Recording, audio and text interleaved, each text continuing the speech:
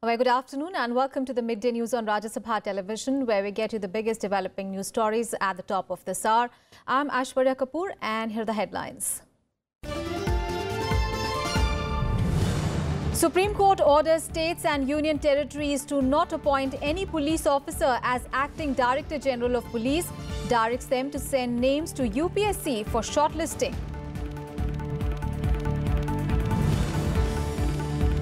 Over 1,500 Indian pilgrims undertaking Kailash Mansarovar Yatra stranded in Nepal. India requests Nepal government for army helicopters to evacuate them. Pilgrims stranded after heavy rains caused landslips along Yatra route.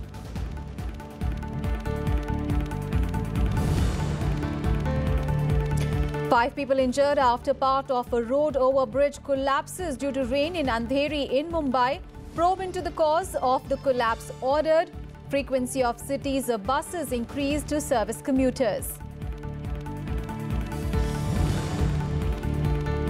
Ball tampering made a level 3 offence, could lead to ban of up to 6 tests or 12 ODIs. Obscenity and personal abuse also added to the list.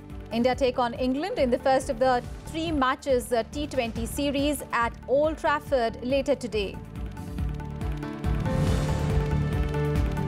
And Sweden take on Switzerland and Colombia take on England in the pre-quarterfinals matches at the FIFA World Cup today. Brazil and Belgium enter quarterfinals. Our top story this afternoon: over 1,500 Indian pilgrims undertaking the Kailash Mansarovar Yatra have been stranded in Nepal. Over 1,000 pilgrims are stranded in the Simikot and Hilsa in Nepal, and another 500 near Tibet side. The pilgrims have been stranded after heavy rains caused landslides along the route of the Yatra. Now, India has requested the Nepal government for army helicopters to evacuate the pilgrims. The embassy is also looking into various alternative routes for evacuation. Well, for more information, let's go across to our Foreign Affairs editor Akhilesh Suman, who is joining us live. Akhilesh, what are the steps being taken by the Indian government really to rescue the pilgrims?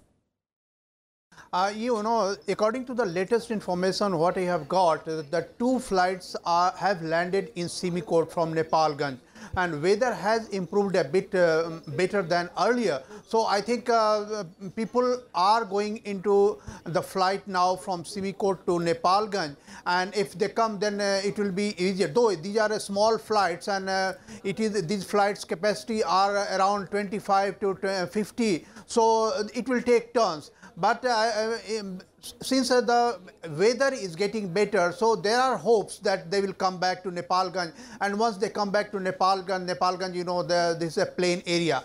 Other than that, the Indian government is in talks with the army, and army has almost become ready to take people from Simikot to there is a place called Taplakot, and from Taplakot they come to Himsa, and from Himsa they come to Simikot.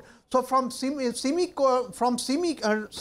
to Simikot, there are helicopters at work. But since they are raining heavily, so they cannot deploy helicopters now because that can be dangerous. So, but they are waiting for the weather to be better from Himsa to Simikot. And once they are clear, then helicopters will be at work. And helicopters have landed there, and flights have landed in Simikot. So I think people from both the sides, from Nepal side and from Indian side, are at work, and they are telling that there is no situation to panic because people are stranded, but they are safe there. And people who are in China side, in Tibet side, they have been told to stay that side because that side is still safe and there is no weather condition that you may call worse. So there are better weather condition in that side. So I think in that area they are safe. So only a problem was there in Simikot to Nepalganj, and now since 2 flights have landed there, there are hopes that within an hour they will be taken from Simikot to Nepalganj, and then frequency will increase. So this is the situation, latest situation. I have been talking to Indian officials who are based in Nepal, and they have given me this latest information, and they are telling that the phone numbers are also at work. Whatever phone numbers have been given from the Indian government side to those, and the families of the stranded people are in touch on those phone numbers, and they are telling that there should not be any panic in India on this issue. We are trying our best. Absolutely, and good thing is that you've just mentioned that the weather has been clearing up, so that is good news for all the pilgrims and their families. Thank you so much, Akhilesh, for all those updates. We'll keep coming back to you for more on that story. And now news from Mumbai, where 5 people were injured and 2 of them critically when a part of the road over bridge collapsed in Andheri West area due to incessant rains there. No casualties, thankfully, have been reported in the accident that happened at around 7:30 in the morning today, when a slab of the bridge that connects Andheri East to Andheri West fell on the tracks. The bridge crash damaged a portion of the platform roof, also blocked railway lines and damaged high-tension electric wires. Now, traffic at the bridge was stopped and trains have also been affected. The railway division advised the citizens to travel only if necessary and said that food and water was being arranged for the commuters of long-distance trains, services of which have been affected. And Railway Minister Piyush Goyal tweeted a part of the road over bridge has fallen on tracks near Andheri station, impacting rail traffic, directed the officials to speed up repair work and rapidly restore traffic in close coordination with the other departments. I have also ordered an inquiry by the Commissioner of Rail Safety. And a tweet from the Maharashtra Chief Minister's office said that Chief Minister Devendra Fadnavis Mumbai's municipal body chief to increase the frequency of the city's best buses. तो waste से east या waste में जाने वाला bridge ये अचानक बारिश की वजह से नीचे गिर गया। इसमें अभी तक 5 आदमी घायल हो गए हैं, उनको कुपर हॉस्पिटल में भेजा गया है और इस मलबे के नीचे कोई आदमी होगा ऐसा मुझे लगता नहीं है। यहाँ सब स्टाफ, पूरा रेलवे प्रशासन, आरपीएफ, जीआरपी, सिटी पुलिस सब हाजिर है। ओवरब्रिज के बगल में जो पोर्शन जिसमें पैदल यात्री चलते हैं वो पोर्शन नीचे कोलैप्स हो गया। हमारी करीब 6 लाइन नीचे से निकलती हैं, उसकी ओएचई पूरी तरह डैमेज कर दी है और ट्रैक पे सारे डेब्रीज उसके आ गए हैं। इसके लिए इमीडिएटली रेस्टोरेशन शुरू हो गया है। हमारे एजीएम उस रेलवे के, वेस्टर्न रेलवे के, डीआरएम, एडीआरएम, सिविल इंजीनियर्स सारे लोग हमारे साइट पे हैं। एनडीआरएफ की टीम वहाँ पे है, fire brigade, local police, ambulances सब साइट पे पहुँच गए हैं। अभी जो इन्फॉर्मेशन मिली है उसके हिसाब से रेस्टोरेशन वर्क फुल स्विंग पे चल रहा है। Meanwhile, in another incident related to rains in Thane, a man was killed and 2 other persons were seriously injured when the compound wall of a housing society collapsed amid heavy rains. A 30-feet-long compound wall of the society located in a Patlipara area collapsed on the houses situated in the vicinity around midnight yesterday. The houses near the mishap site were later evacuated. Meanwhile, the Met Department has predicted heavy to very heavy rainfall in large parts of the country, including several places in Jammu and Kashmir, Tamil Nadu, Assam and Gujarat over the next few days till Friday. The warning comes after the weathermen said last week that the monsoon had covered the entire country 17 days ahead of its normal onset date. This year, monsoon touched Kerala on 29th of May, which is 3 days ahead of its normal onset date of 1st of June. It battered the western coast in the first half of the June. On to some other news now. The Supreme Court has ordered all the states and union territories not to appoint any police officer as the acting Director General of Police. The Apex Court directed all the states to send the names of senior police officials to the UPSC or the Union Public Service Commission for being considered as probable candidates for the post of DGPs or police commissioners. Now, the list is to be sent to the UPSC 3 months before the incumbent retires. The UPSC will shortlist 3 most suitable candidates and the states will be free to appoint 1 out of them as police chief. A bench headed by Chief Justice Deepak Mishra also said that the endeavour should be made that the person who is being selected and appointed as the DGP has a reasonable period of service left. The directions came on a plea of the centre seeking modifications of the judgment rendered in the Prakash Singh case on police reforms. On to some other news now. Prime Minister Narendra Modi has rejected the opposition's charge of lack of employment generation in the country. In an interview to Rajya magazine, the Prime Minister said that there is a lack of consistency in the political debate around job creation. He said more than a lack of jobs, the issue today is lack of data on jobs. Citing data provided by the state governments, the Prime Minister asked, if the states are creating good numbers of jobs, how can the centre create joblessness? He said that the country has seen a vibrant growth in jobs. He said more than 41 lakh formal jobs were created from September 2017 to April 2018 based on EPF4 payroll data. And according to a study based on EPF4 data, more than 70 lakh jobs were created in the formal sector last year. He said that informal sector constitutes around 80% of all jobs, and job creation in the formal sector can have a spin-off effect on the job creation in the informal sector as well. Responding to a question on doubling the farmers' incomes by 2022, the Prime Minister said that his government is following a four-pronged strategy which seeks to decrease the input costs, ensure proper prices for the produce, minimize the harvest and post-harvest losses, and create more avenues for income generation. And in the interview, the Prime Minister also targeted the UPA over the country's economy. On being questioned why the government did not come up with a white paper on the state of the Indian economy in 2014, he said that the economy was in the doldrums when the BJP assumed power. He also said that since the government did not have complete details of the state of the economy, it was not possible to give out the details. The Prime Minister further said that the state of the economy was much worse than expected. Things were terrible and even budget figures were suspicious. He further said that the condition of the economy had worsened under an economist Prime Minister and a know-it-all finance minister. Let's move on in the bulletin now. Vice President M. Venkaiah Naidu has said that the need of the hour is to make agriculture profitable and sustainable with consistent increase in its growth rate. Interacting with the scientists and agriculture experts at the Central Research Institute of Dryland Agriculture in Hyderabad today, the Vice President suggested measures to double the income of farmers. He also advocated on employing allied services like fisheries, poultry, horticulture, food processing and packaging apart from farming to improve the farmers' incomes. He also termed agriculture as the backbone of the Indian economy and said that the sector needs to perform well for the trajectory of the country's progress to be smooth.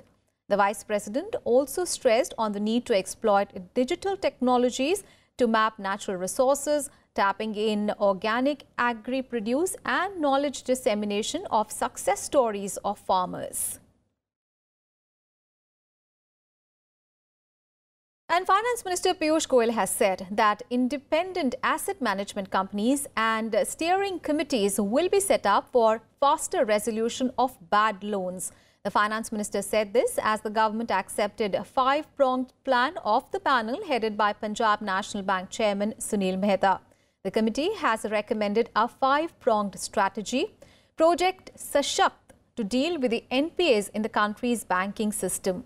The strategy includes SME resolution approach, bank-led resolution approach, asset management companies or alternative investment fund-led resolution approach, National Company Law Tribunal or Insolvency and Bankruptcy Code approach, and asset tracking platform.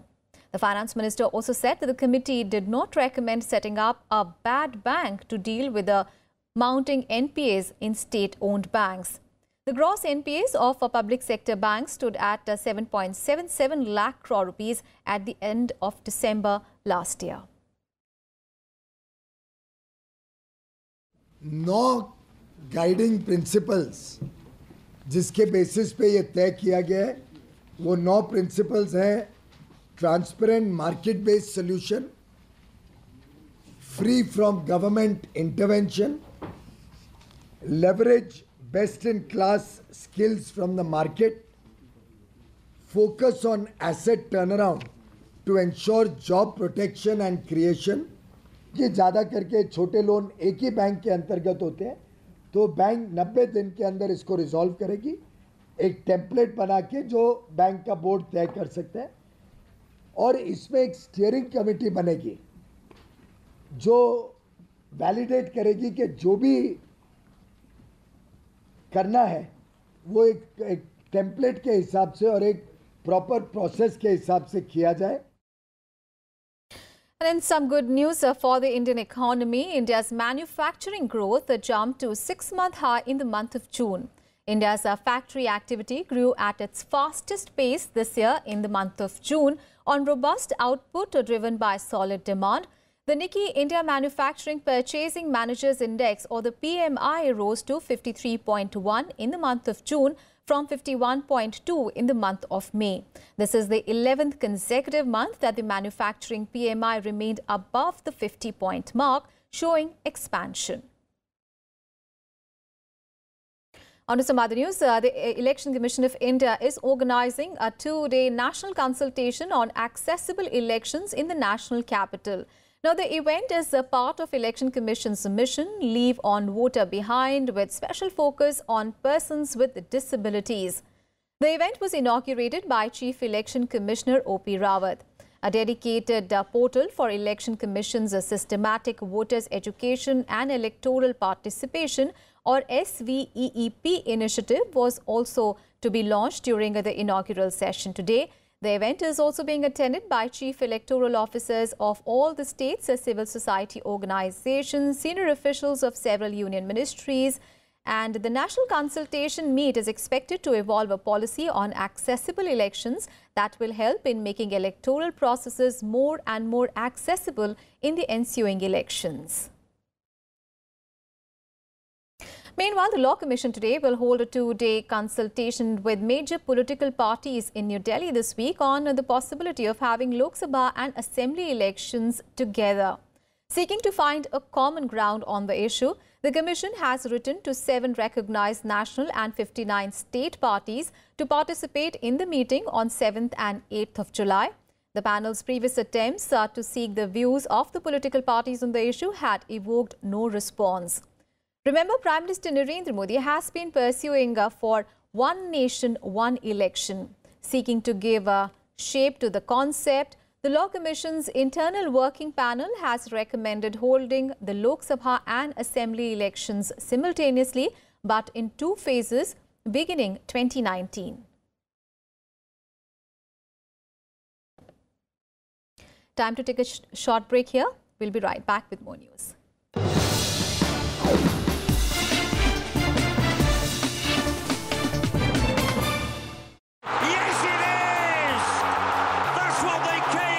The biggest sporting event on earth. Top teams competing to be crowned the world champion. Expert opinion, news from the training camps. Analysis of matches with our in-house experts. Hello and welcome to Rajya Sabha TV's coverage of the FIFA World Cup. RSTV brings you all the news from the FIFA World Cup every day at 7 p.m.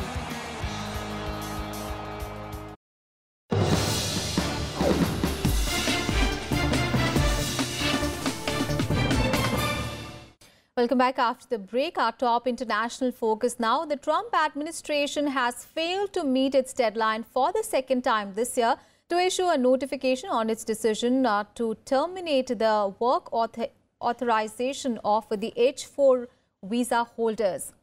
The visa holders are mostly Indians who are spouses of professionals having H-1B visas. The Department of Homeland Security has informed a U.S. court in March that it was working to issue a notice of proposed rulemaking in June this year. At the end of the month of June, the DHS did not give any explanation for not issuing the notice of proposed rulemaking, which would have formally kicked off the process to terminate the Obama-era decision to provide work authorization to the spouses of H-1B visa holders. Let's get now you all the action from the FIFA World Cup.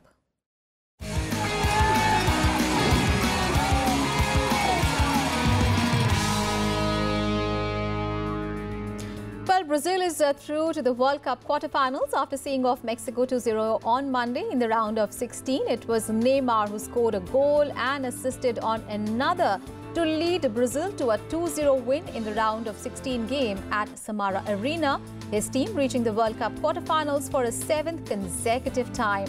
While the opening period of the match was dominated by Mexico, thereafter five-time winners Brazil grew into what became a controlled performance. Brazilian number 10 Neymar played the role of a hero with his side's opener on 51st minute and then provided the assist for substitute Firmino to complete a second half double that sank Mexico. However, the striker also did take the center stage for his play-acting skills throughout the game. Now, the result means that Mexico are once again eliminated at the last 16 stage, as they have been at every World Cup since 1994. And also, Belgium reached the World Cup quarterfinals as they came from behind and beat Japan to reach the quarterfinals. Belgium substitute Charlie scored in the dying seconds against Japan to snatch a 3-2 comeback win on Monday and set up a clash with five-time champions Brazil. The Japanese went 2-0 up with goals by Genki Haraguchi and Takashi Inoue early in the second half. 2 goals down with the 21 minutes remaining, Belgium seemed out of the game. Instead, they created history by becoming the first team to come out from 2 goals down to win a World Cup knockout match since 1970. Belgium got back into contention with the late goals by Jan Wettengheer and substitute Feliani. And the winner was scored after substitute Charlie poked the ball home from Thomas Munier's cross at the 94th minute in the final minute of the stoppage time. And in the matches scheduled for the day today, Sweden and Switzerland face each other in the penultimate game of the 2018 World Cup last 16 on Tuesday in the historic city of St. Petersburg at 7:30 p.m. India time. Sweden emerged from the group stage with the 6 points from a possible 9 to reach the knockout round, securing top spot in Group F after beating Mexico 3-0 in the first game, and they will be looking to reach the quarterfinals of a World Cup for the first time since 1994, when they had finished third in the tournament. Meanwhile, Switzerland finished as runners-up in Group E, winning 1 and drawing 2 of their games, and the side followed up their massive 1-all draw with Brazil and beating Serbia 2-1 in a dramatic fashion. Switzerland's last appearance in the quarterfinals was back in 1954 when they had hosted the tournament.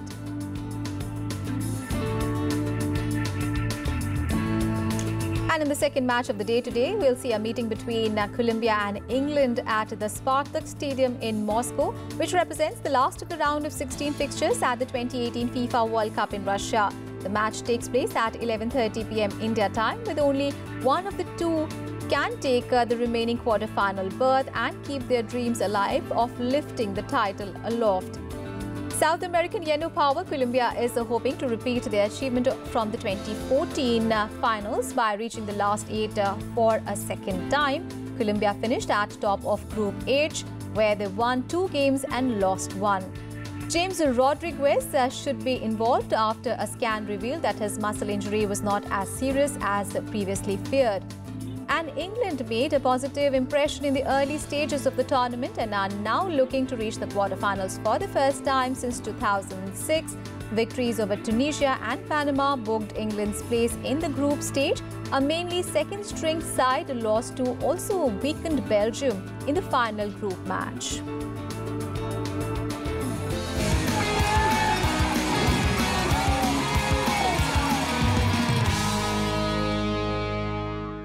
And in more sporting action, the first of the 3 T20 matches between India and England will be played today at Old Trafford. And after the T20 series, the two sides will play 3-match ODI series and 5 tests. And ahead of the encounter today, Indian captain Virat Kohli said that the team will be looking to win every ball and every session against the opposition. And tampering with the ball could now lead to a ban of up to 6 tests or 12 one-day internationals. Now, this after the International Cricket Council or the ICC made it a level 3 transgression, upgrading ball tampering from a level 2 to a level 3 offence has come in the wake of the ball tampering row earlier this year, when Australian cricketers Steve Smith, David Warner and Cameron Bancroft were found guilty of changing the condition of the ball during their third test against South Africa in Cape Town. And under the existing code of conduct back in March, the ICC had fined Smith for 1 test, and that had led to calls for a tougher punishment. Obscenity and personal abuse have also been added to the list of offences in a bid to ensure better behaviour on the field. And in more sporting action, the Indonesian Open badminton tournament is starting today in Jakarta, and defending champion Kidambi Srikanth will lock horns with the in-form Japanese Kento Momota in the opening match. HS Pranoy will take on China's Lin Dan in the first round, while Singapore Open champion B. Sai Praneeth will face Chinese Taipei's Wang Xiu Wei.